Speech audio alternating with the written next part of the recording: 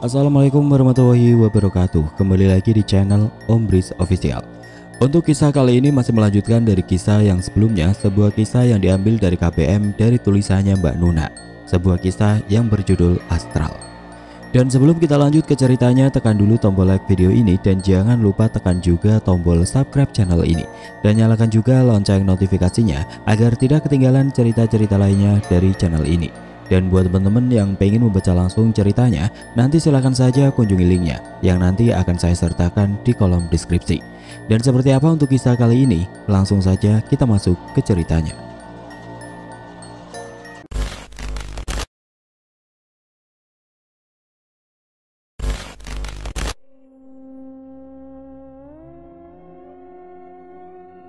Matahari sebentar lagi akan tergelincir. Ahmad memandangi sisa-sisa kegarangannya siang tadi.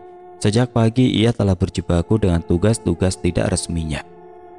Menjemput Sri di rumah, mengantar surat izin tidak masuk pada Pak Mahfud, dan perjalanan itu ia tempuh bermandikan Pelu. Tubuhnya sudah letih berpayung terik yang menyengat kulit. Ia sampai di rumah Raden Kertakesuma tidak lama. Sehabis rampung sholat asar di musola, tiba di rumah Raden Kertakesuma, ia tidak sabar untuk segera mengguyur penat. Ia pun lekas ke kamar mandi, membersihkan diri, lalu berganti pakaian. Selesai menyegarkan kembali tubuhnya, ia lantas beranjak menuju halaman depan rumah. Duduk di bangku teras, Ahmad mencoba meresapi jalan pikirannya sendiri. Ia masuk ke dalam tiap celah di kepalanya, mencari kebenaran yang mungkin tersembunyi. Namun upayanya gagal. Semakin ia gali pikirannya, semakin jatuh ia ke dalam lubang kebuntuan.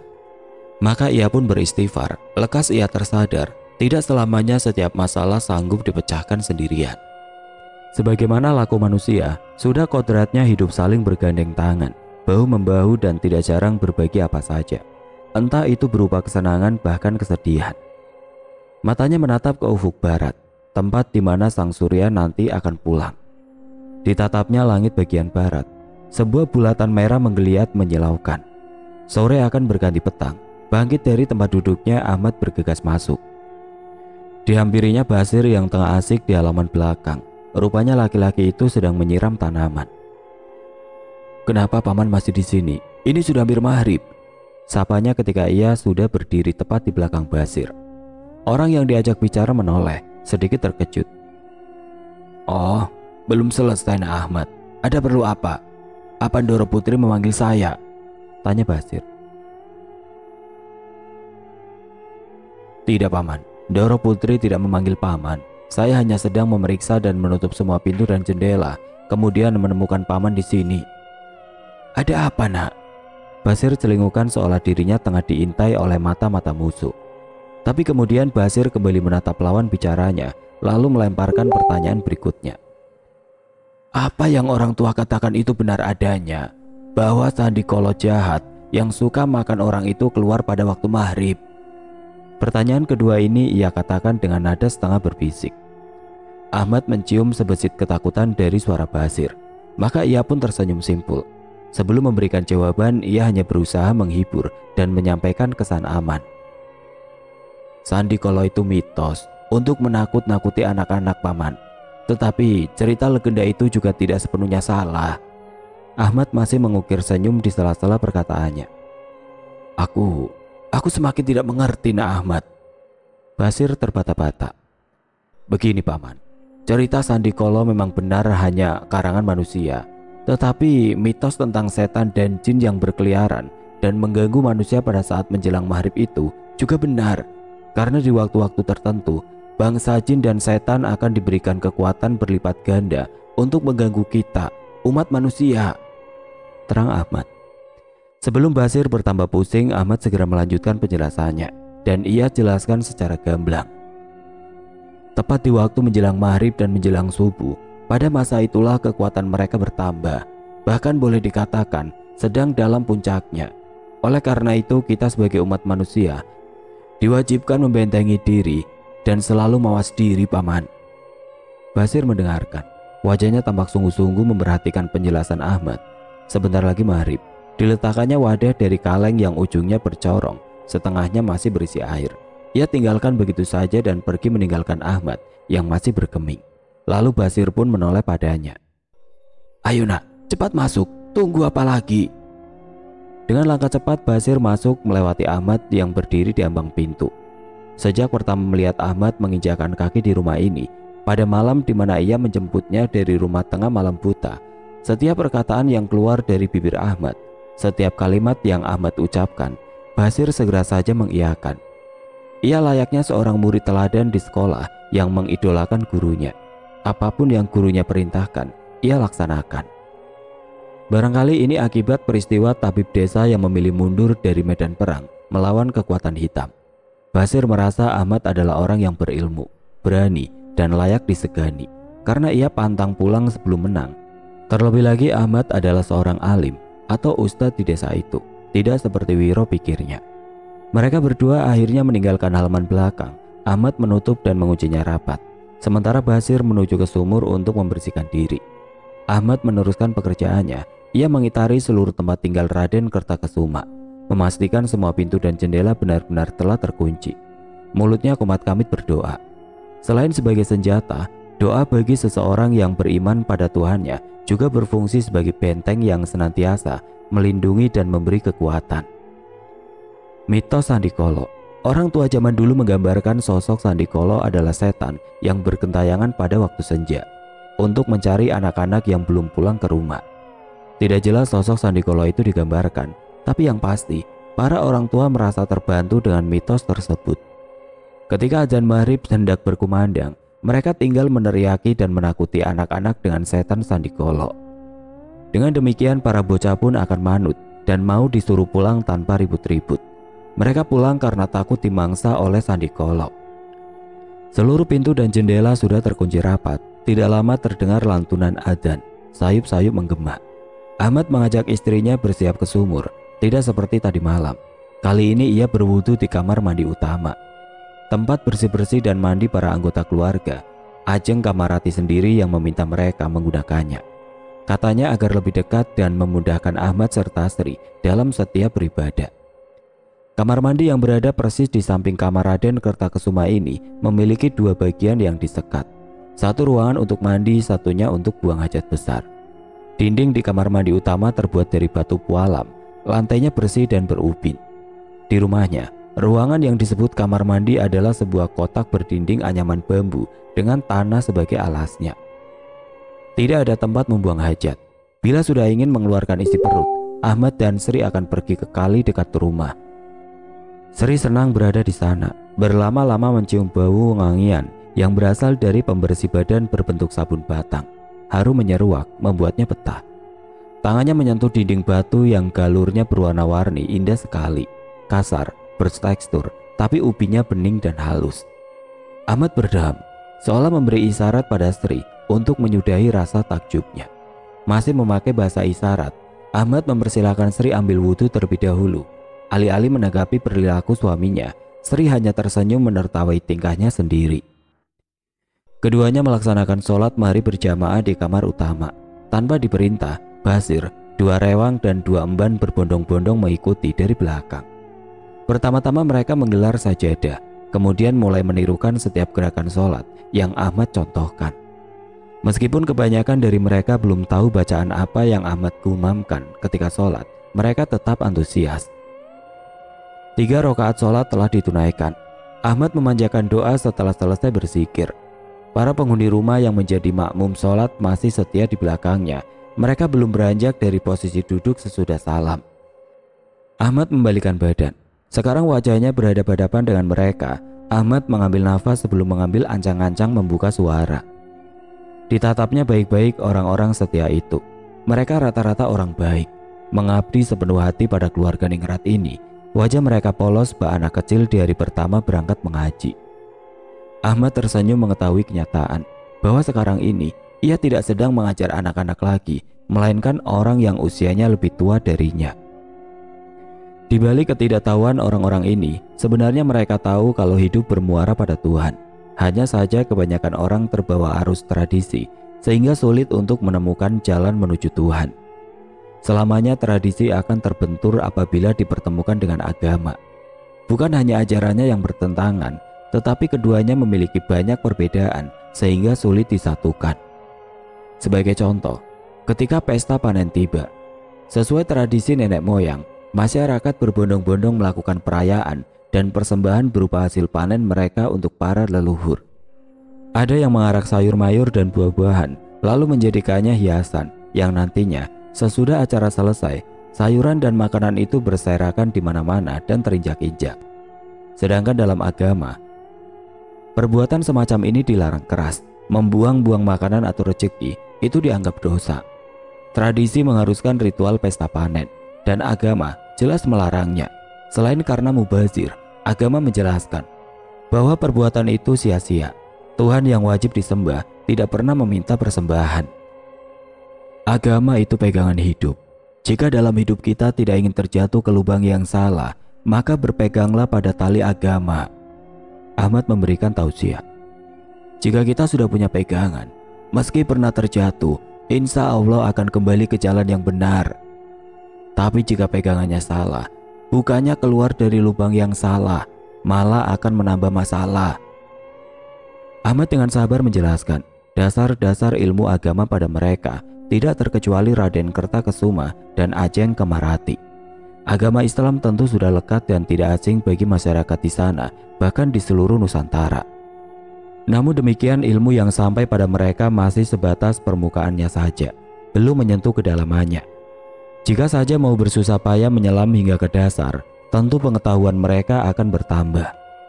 Harus diakui, agama memang bukanlah sesuatu yang enak untuk dibicarakan. Tidak seperti cerita kelakar dan dongeng dari negeri kayangan yang disajikan dalam acara pagelaran wayang kulit atau ketoprak. Pengajian atau taklim pun bukanlah kegiatan yang asik untuk rutin dilakukan, seperti acara adat dan berkumpulnya masyarakat dalam sebuah perayaan. Tetapi kehadirannya tidak bisa dipungkiri. Agama ialah akar dari semua kehidupan. Asal muasal terciptanya alam semesta hingga hal-hal yang berbau gaib dan sulit dijangkau oleh nalar manusia, maka kekuasaan Tuhan yang berbicara. Peristiwa yang tengah dialami keluarga Raden Kertakesuma contohnya. Begitu banyak pikiran berkecamuk dalam benak Rewang, Emban, dan keluarga besar, tetapi tidak satu pun berhasil mencerna. Menguraikannya saja sudah membuat hati ciut dan pikiran kusut. Jika sakitnya orang biasa bisa diobati, tidak dengan sakitnya sang Raden. Semakin diobati, lukanya semakin bertambah sakit. Baru setelah Ahmad hadir, berangsur-angsur rasa sakitnya hilang. Sungguh sukar diterima akal manusia. Padahal Ahmad hanya merapal doa-doa dan mengerjakan sholat. Hal-hal yang sulit diterima akal ini yang mendasari pemikiran manusia untuk menumbuhkan keyakinan di dalam hati mereka tentang Tuhan. Setidaknya mereka masih percaya bahwa Tuhan itu ada. Namun hal itu pula yang melatar belakangi pemikiran manusia untuk tidak mempercayai agama. Sebab setiap yang berkaitan dengan agama seringkali tidak masuk di akal. Tetapi bukankah manusia memiliki agama untuk meyakini kekuasaan Tuhan? Jadi anggap saja apa yang tidak dapat kita ketahui dan tidak mampu dijangkau oleh akal manusia adalah ranah Tuhan. Yang menjadikannya kompleks, masyarakat di desa seringkali mencampur adukan antara agama dan budaya maupun adat istiadat. Mereka sulit melepaskan dan membedakan mana ajaran agama, mana tradisi nenek moyang. Menurut mereka, agama adalah warisan para leluhur. Jelas Ahmad membantah, agama datang dari Tuhan dan disampaikan melalui utusan-utusan Tuhan, yakni para nabi. Sedangkan adat sendiri adalah kegiatan yang didasari oleh inisiatif manusia yang datangnya bukan dari perintah Tuhan. Sering kita temui rumah keturunan ningrat ala keraton, selalu memiliki pendopo di bagian pelatarannya, tapi tidak demikian dengan rumah milik Raden Kertakesuma. Satu-satunya pendopo di rumah megah itu justru ada di halaman tengah. Suasana sore cukup cerah, ditambah angin berhembus, pepohonan yang rindang seharusnya membuat suasana nyaman untuk sekedar duduk atau bercengkerama di pendopo. Lain halnya dengan dua orang kakak beradik, Rindayu dan Kartika. Saat ini keduanya duduk ditemani angin. Hanya angin dan beberapa pohon, tidak ada permainan anak-anak, gurauan atau ejekan kakak kepada adiknya, apalagi keceriaan di antara mereka. Rindayu duduk termangu, sedangkan Kartika tertegun sejak kedatangan kakaknya. Makanya ia berdiam diri, tidak berani menyapa. Gadis lugu itu tidak mengira kakaknya akan menyusulnya ke sini. Masih teringat akan perbuatan Mbak Yunya malam ketika dirinya terkunci di kamar Nyai Darmo. Kartika enggan mendekat pada kakak satu-satunya itu. Tidur pun kini ia tidak mau satu kamar. Kartika takut dan semakin takut sebab Rindayu tidak pernah meminta maaf atau berusaha berbaikan dengannya. Rindayu tetap beku, sekeras batu. Ia tidak mau disalahkan dan tidak merasa bersalah. Melihat kedatangan Rindayu sempat membuat Kartika berpikir untuk lari. Namun ia urungkan. Ada seorang emban sedang mengawasinya, jadi ia merasa tidak perlu khawatir. Emban itu memang tengah merapikan rumah. Kaca berukuran besar berbentuk persegi panjang yang menempel di sela-sela dinding pembatas ruang tengah dan halaman. Dibersihkannya menggunakan kain dan selembar air sabun. Sesekali emban itu memang melirik ke arah pendopo, seolah ikut merasa cemas dan perlu berjaga. Rindayu mengambil tempat duduk di dekat adiknya, namun ada jarak setengah meter. Gadis cantik itu menatap lurus ke arah pepohonan, memperhatikan helai daun yang berjatuhan. Sejurus kemudian Rindayu menoleh ke arah adiknya dan memulai percakapan. "Kenapa dengan rambutmu? Sepertinya belum disisir ya?" tanyanya tiba-tiba. Adiknya spontan memegangi kepalanya dan menyisir, atau lebih tepatnya menggaruk dengan jarinya. Rindayu tersenyum penuh arti, lalu mulai bercakap lagi. "Dulu rambutku sering disisir dan dikepang dua sama Nyai, lalu dioles minyak kemiri, wangi sekali." Wajahnya masih menyiratkan senyum syarat makna. "Kenapa rambutmu tidak disisir? Apa ibu sedang repot mengurus Romo?" Adiknya mengangguk, matanya beriap seolah anak kucing mendapat perhatian dari orang yang selalu mengusirnya pergi di kala lapar. Meski belum jelas bentuk perhatian itu akan berakhir dengan memberinya makan atau hanya mengelusnya, atau sekedar menatap merasa iba. Tapi pertanyaan kakaknya membuat Kartika terkesima. Terbukti ia tidak berhenti memandang wajah kakaknya dengan mulut menganga. Tangannya sudah tidak menggaruk-garuk kepala, tapi diam-diam dia memperhatikan rambut Rindayu. Memang sedikit lebih rapi karena klimis oleh minyak kemiri dan dikepang dua. Meskipun tidak sama ukurannya, satu kecil dan satunya besar, bentuknya pun tidak seperti kepang, malah seperti untaian rambut yang didijalkan asal-asalan. Yang penting habis di ujungnya lalu diikat menggunakan karet. "Apa kau mau rambutmu aku kepang dan pakaikan minyak kemiri?" tanya Rindayu kemudian. Kartika tentu tidak ingin menolak, tetapi ia juga tidak bisa bilang iya. Gadis kecil itu hanya mengangguk saja tanda setuju. Entah dari mana Rindayu mendapatkan sisir dan minyak kemiri. Tahu-tahu sudah ada di balik bajunya. Kartika pun bertanya, "Dari mana Mbak Ayu dapat sisir dan minyak?" "Dari kamar," jawab Rindayu singkat. Setelah menyisir rambut adiknya, Rindayu mulai mengolesi minyak kemiri. Ia mengusap cairan pekat dan licin itu ke atas kepala hingga ujung rambut adiknya. Kartika tidak bisa menyembunyikan sukacitanya. Ia berulang kali meraba dan menepuk-nepuk rambutnya, lalu menciumi tangannya yang licin, mengkilap kena minyak. "Harum," begitu pikirnya. Senyum pun tidak luput dari wajahnya. Rindayu mengambil rambut sedikit bagian tengah atas milik adiknya. Ia angkat tinggi-tinggi. Terdengar bunyi, sepertinya tidak asing. Rindayu mengangkat satu bagian lagi rambut adiknya.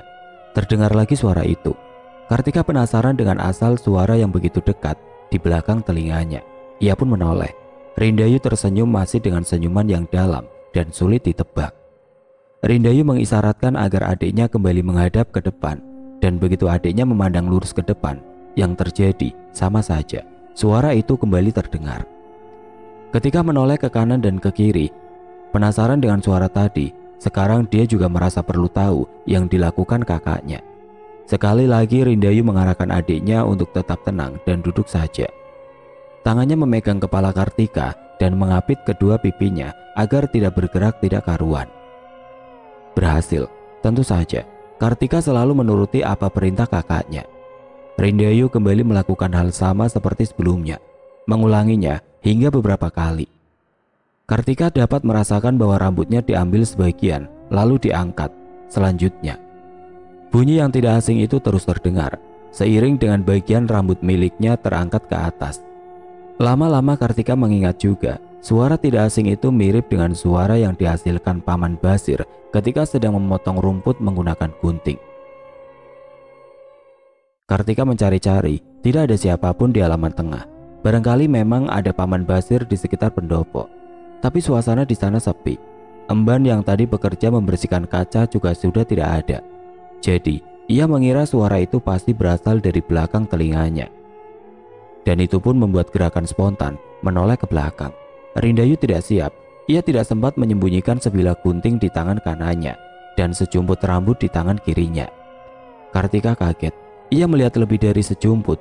Ada beberapa helai, berhelai-helai, rambut berceceran di atas dipan tempatnya duduk. Matanya kembali beriap menatap mata kakaknya yang memancarkan kepuasan. Gadis itu mengusap matanya yang cepat sekali. Tiba-tiba sudah basah oleh air mata. Malang tidak dapat ditolak, untung tidak dapat diraih. Ajeng Kamarati kecolongan lagi. Kali ini ia tidak sanggup membendung segenap amarah yang berusaha ia kubur dalam-dalam setiap melihat kenakalan putri sulungnya. Ajeng Kamarati mendorong tubuh kecil Rindayu. Ia mengambil gunting dan meraih Kartika, lantas pergi begitu saja tanpa sepatah kata. Entah apa yang dipikirkan Rindayu, ia begitu yakin kalau perbuatannya tidak salah. Menyaksikan adiknya menangis, Rindayu malah senang tidak terkira. Barulah setelah ibunya datang melerai dan mengabaikannya begitu saja. Sinar matanya berubah menjadi merah, seakan marah dan tidak terima diabaikan begitu saja. Dari balik jendela berbentuk persegi panjang berukuran besar, Sri berdiri memperhatikan. Terbesit sedikit rasa takut dan ngeri melihat tingkah laku anak yang dulu dekat dan dirawat oleh ibu kandungnya. Ia merasa bersalah, entah karena apa, mendadak hatinya resah. Sri merasa kasihan pada Rindayu, atau mungkin ini hanyalah alasannya saja karena kedekatan mendiang ibunya dengan Rindayu membuatnya merasa perlu memberikan perhatian juga pada anak itu. Maka Sri memutuskan untuk menghampirinya di pendopo. Tanpa diduga sebelumnya, Rindayu beranjak dari tempat duduknya dan memilih pergi meninggalkan Sri. Ia tidak menghiraukan kedatangan Sri, bahkan seperti sudah tahu Rindayu memilih menghindar. Tidak pelak malam harinya Sri langsung mengeluarkan semua resah di dadanya. Ahmad dan Sri membicarakan masalah Rindayu dan Kartika di kamar. Mereka menempati kamar bekas Nyai Darmo. Awalnya seisi rumah tidak mengizinkan, tapi Ahmad memaksa. Menurutnya, kamar atau ruangan yang dibiarkan kosong justru akan menjadi sarang atau tempat jin. Apalagi jika ruangan atau kamar tersebut tidak pernah disolati dan dingajikan.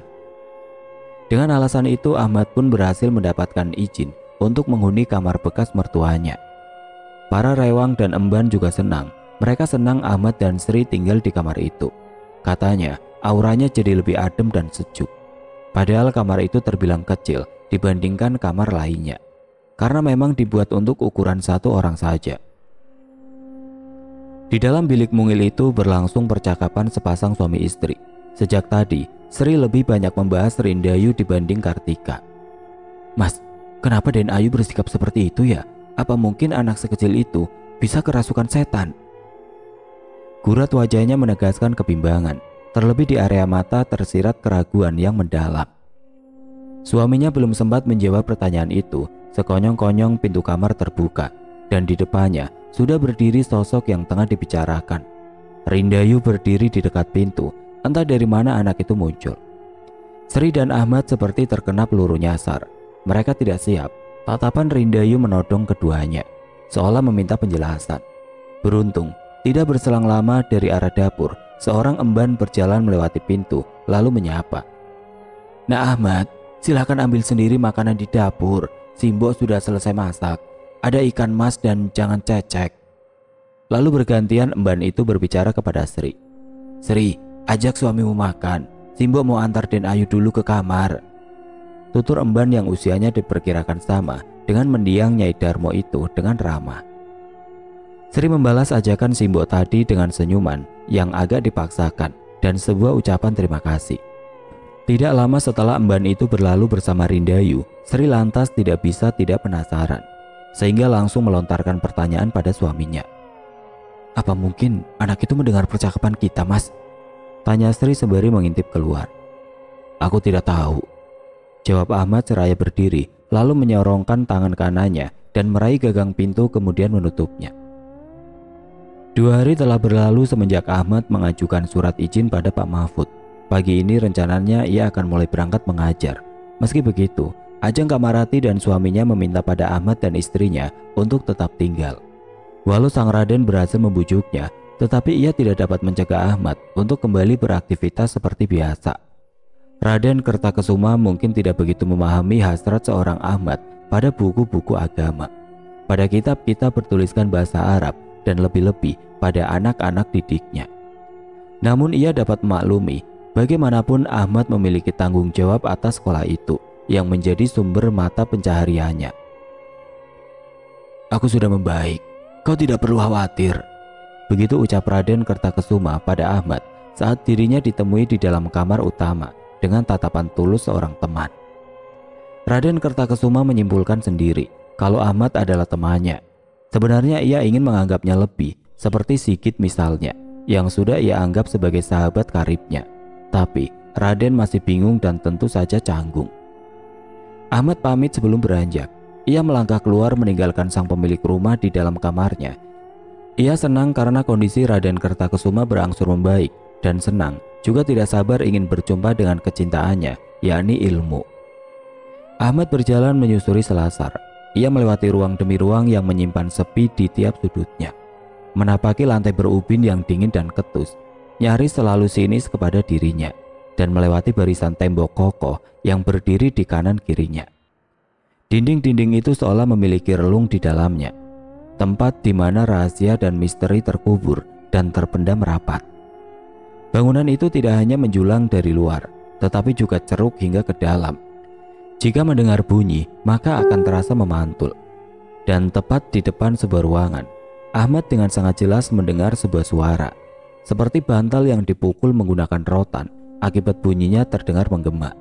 Ia dengan cepat menghentikan langkahnya. Belum lagi hilang rasa kaget akibat mendengar suara menyerupai durian jatuh. Sekarang disusul suara gagang pintu bergerak memutar. Gesekan benda logam itu kini mencuri perhatiannya. Langkah mantapnya benar-benar mati, terkejut, tidak siap. Pasti itu alasannya kenapa mendadak ia berhenti. Daun pintu di ruangan itu terus bergerak. Lama-lama gerakannya semakin kasar dan sangar, seperti sesuatu sedang memaksa untuk keluar. Entah kenapa, Ahmad merasa sedikit terancam. Matanya tidak lepas dari gagang pintu. Ia memperhatikan dengan seksama, seolah menanti seorang keluar dari dalam. Dalam kegamangannya, lagi-lagi ia dikejutkan dengan sebuah suara. "Nah Ahmad, sedang apa di sini?" Seseorang menyapa dari arah belakang. "Oh paman, saya seperti mendengar sesuatu. Apa ada orang di dalam?" Tanyanya dengan mimik wajah terkejut. "Kamar ini kosong nak, tidak ada penghuninya, kecuali 2 buah lemari dan beberapa benda pusaka," jawab Basir sedikit kebingungan. "Memangnya anak Ahmad dengar suara apa?" sambung Basir penasaran. "Ah tidak paman, mungkin saya salah dengar." Ahmad tersenyum tawar sembari menengok ke arah pintu. Dari ruang guru, seorang petugas tampak menekan saklar berwarna putih yang terdapat di depan pintu masuk. Seketika bunyi bel sekolah merambat melalui udara, menjalar ke seluruh penjuru madrasah dan ditangkap oleh berpasang-pasang telinga manusia di sekitarnya. Tidak terkecuali Ahmad. Demi mendengar suara bel berdering, ia pun bergegas merapikan buku-buku siswa, mengoreksinya dan memberi nilai. Buku yang telah selesai ia periksa akan dikembalikan pada pemiliknya. Nama yang tertera di sampul buku ialah sebagai penanda. Ahmad melakukan tugas itu berulang-ulang sampai tumpukan buku-buku itu habis. Seusai membaca doa bersama, seisi kelas membubarkan diri. Tersisa 1 dari sekian puluh murid di kelas itu. Awalnya Ahmad maklumi, mengira anak itu sedang merapikan tasnya. Namun, hingga dirinya selesai dengan tas lusuh dan perlengkapan mengajarnya, anak itu tidak kunjung beranjak dari duduknya semula. Ditatapnya pelan dan dalam. Murid laki-laki itu masih bergeming. Jelas anak itu tidak sedang merapikan tasnya. Sebuah buku tulis yang tadi dibagikan oleh Ahmad masih tergeletak di atas meja. Ahmad sudah hampir bangkit dari tempat duduk ketika suara ketukan terdengar dari arah pintu. "Assalamualaikum Pak, Bapak ditunggu di ruang guru, rapat akan segera dimulai." Seorang murid lelaki diutus oleh Pak Mahfud untuk mengingatkannya. "Baik, terima kasih." Ahmad pun berdiri, tetapi kakinya tiba-tiba lemas. Tubuhnya terasa ringan seperti kapas. Dilihatnya anak laki-laki yang sedari tadi duduk menekuri meja, Raib. Ahmad jadi ingat perkataan salah satu wali muridnya. Menurutnya, bekas sekolah madrasah itu dulu adalah pemakaman massal. Ada juga selentingan yang mengabarkan kalau tempat itu bekas pembantaian pada masa penjajahan. Yang lebih menyeramkan dan mengada-ngada tentunya Ada orang-orang yang mengira tempat itu adalah tempatnya jin beranak atau kuntilanak beranak. Ahmad bergegas menyudahi lamunannya. Ia berjalan sekuat tenaga meninggalkan kelas dengan perasaan tidak karuan. Rapat sekolah memakan waktu hampir 2 jam. Selesai rapat, Ahmad tidak langsung pulang. Ia menghadap kepala sekolah. "Pak, saya merasa sangat tertekan. Saya tidak tahu kenapa." Ahmad mencurahkan isi hatinya. "Kau telah melangkah jauh. Jika ingin memutar dan berbalik arah, perjuanganmu akan sia-sia. Meski berat, kau harus kuat. Ingat Allah, jangan menyerah." Pak Mahfud mengatakannya dengan mantap. "Tapi Pak, saya takut dan bingung. Dan saya sendiri bahkan tidak tahu sedang berhadapan dengan siapa." Ahmad sudah tidak sanggup menahan beban itu sendiri. Ia membagi kesusahannya dengan Pak Mahfud. "Kau masih ingat saranku? Cobalah meminta bantuan pada Kiai Hasan Azhari. Datanglah ke pesantren. Kau bisa libur mengajar selama urusanmu belum selesai." Dua lelaki itu terdiam. Mereka memiliki kesamaan dalam berjuang mengamalkan ilmu agama. Suasana di kampung tempat Pak Mahfud tinggal, yang masih satu lokasi dengan berdirinya madrasah, memang tidak jauh berbeda dengan kampung tempat Ahmad tinggal sekarang. Masih terbelakang, dan urusan agama juga masih banyak yang awam. Mereka sama-sama berjuang dan bekerja keras untuk mengangkat agama agar mendapatkan kedudukan yang tinggi. Tidak seperti saat ini, tahayul dan bau-bau mistis masih mendominasi. Namun pekerjaan itu bukan hanya tidak mudah, tetapi juga mengalami banyak penolakan. Masyarakat desa masih berpegang teguh pada ajaran leluhurnya. Mereka tidak mau meninggalkan apa yang mereka sebut tradisi. Meski seringkali tradisi ini menimbulkan permasalahan, baik dari segi moral maupun material. Mereka tidak peduli. Seperti kemarin, sehabis melakukan acara adat dan menyerahkan sesajen pada sebatang pohon beringin tuanan keramat, tanpa diduga terjadi kericuhan. Warga yang datang membawa tampak berisi jajanan, beras, bunga taman dan kopi hitam diserang oleh orang tidak dikenal yang belakangan diketahui sebagai orang gila. Orang gila itu mengamuk dan didorong oleh rasa lapar. Orang gila itu pun mengambil makanan milik warga. Gelas-gelas kopi pecah, beras berhamburan, bunga taman rusak diinjak-injak. Pak Mahfud tentu menyayangkan perbuatan sia-sia orang kampung itu. Sia-sia, sebab beras yang seharusnya bisa dimasak dan dimakan malah bertebar di tanah. Makanan lain pun banyak yang bernasib serupa. Mubazir, itu yang selalu Pak Mahfud tekankan dalam setiap ceramahnya di musola setiap hari Minggu di pengajian ibu-ibu desa. Jika suasana sedang aman, tidak ada gangguan orang gila itu, sesajen tetap terbuang percuma. Dibiarkan tergeletak di bawah pohon hingga berhari-hari sampai busuk. Pak Mahfud sangat berapi-api jika bicara perihal ini pada masyarakat. Namun, berjuang, apalagi dalam hal ini berdakwah, selalu tidak mudah. Sudah ada cerita dan kisahnya sejak zaman Nabi bahwa semua yang mengabdikan hidupnya untuk agamanya pasti akan mendapati kesulitan.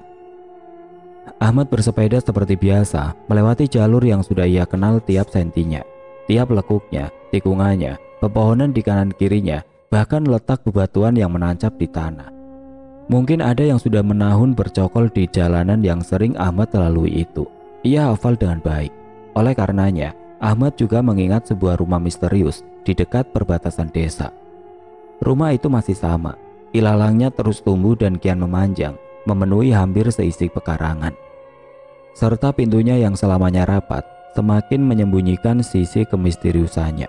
Hanya satu yang berbeda.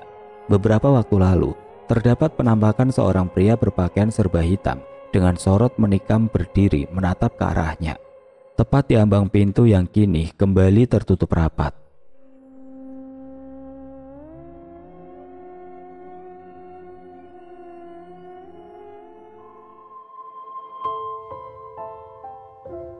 Oke teman-teman, sampai di sini dulu ceritanya. Nantikan kelanjutan kisah ini di video berikutnya.